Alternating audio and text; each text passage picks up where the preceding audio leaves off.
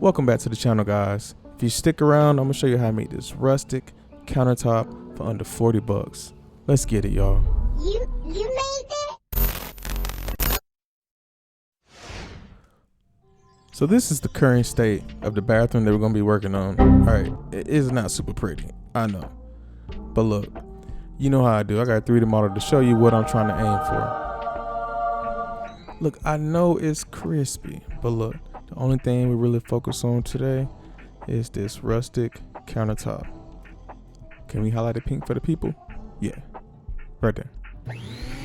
We're gonna use 3 2x10x8 pieces of pine. The countertop dimensions are 72 inches by 24 inches. So the first step was to run these through my planer. Alright, we want to get both sides as flat as possible. And we're going to cut it at 1/16 increments at a time. And if you're wondering why I'm planing these on the floor, it's heavy. Okay? The board thickness I aim for is 1 3/8 inches. Next, we're going to join the boards and make them seamless using my track saw. You can also do this with a circular saw and a track guide. So we're basically cutting a little material off of each board at the exact same time, so those boards would join together perfectly, like so.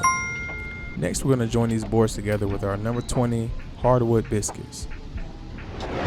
It's best to mark out all the locations for your biscuits. I made mine 16 inches apart. That way you can just follow that marking all the way down your board and you know your pieces are going to be aligned. So I'm not going to cap. I got this biscuit joiner from Harbor Freight. So my question is, what's the best yet most affordable biscuit joiner out there right now? Let me know in the comments.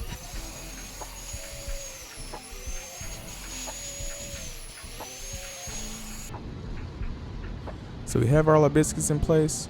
Now it's time to glue up.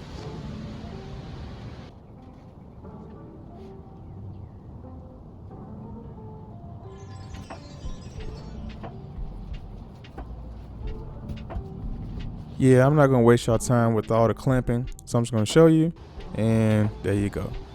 We all glued up, the glue is dried. Now we're about to move it over to our router table.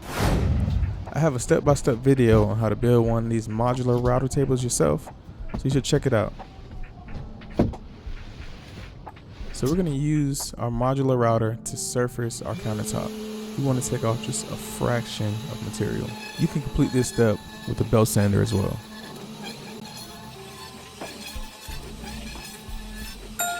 If you're still following along, go ahead and tap that subscribe button.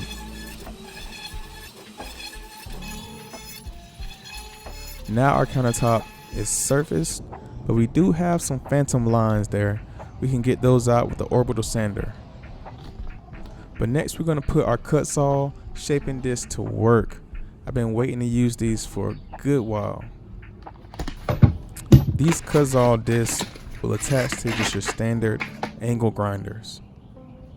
They're fast cutting, long lasting, non-loading, and aggressive against moving wood, fiberglass, rubber, foam, plastic, and soft stone.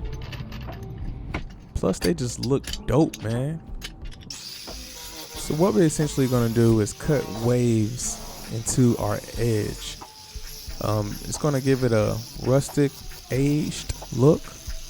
Don't be afraid to remove that material. Let that inner artist show. So here's the look we have now. Our next step is to sand it down.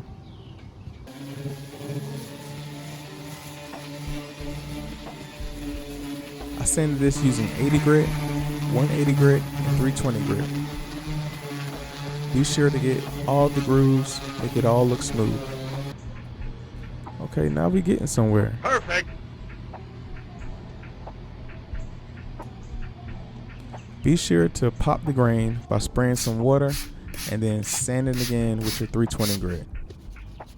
Next, we're applying some pre-stained wood conditioner. I tend to go a little heavy when applying this. The wood just drinks it up.